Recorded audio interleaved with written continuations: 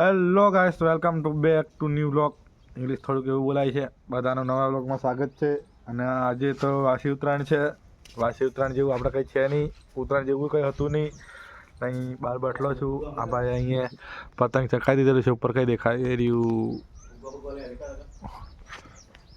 અને બીજા પતંગની કિન્યારો બાંધે છે.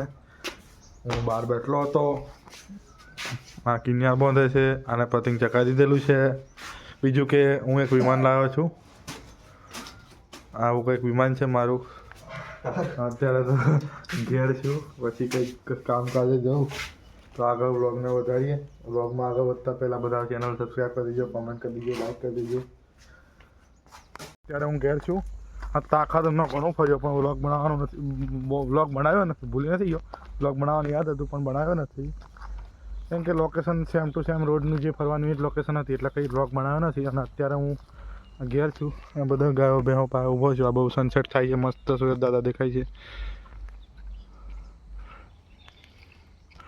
એવું કંઈક વાતાવરણ છે.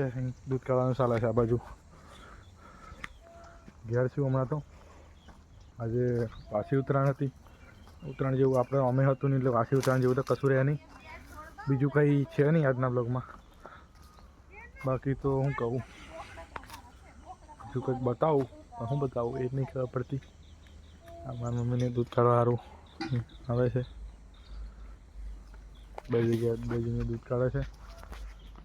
હું અહીં ઊભો છું અને તમે જોઈ શકો છો કે આ વાછરડીને બાંધેલી કઈ છે.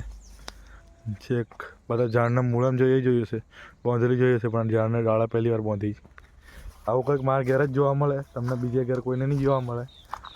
અને આ બાજુ અમારી નોનચીક વાડી છે. અમારી નોનચીક વાડી છે. કોળોથી મોડી, રેંગણાથી મોડી, ટામેટાં, મરચાં એ બધું છે. એવું બધું કંઈક મારા ઘેર છે. આંગળે બધા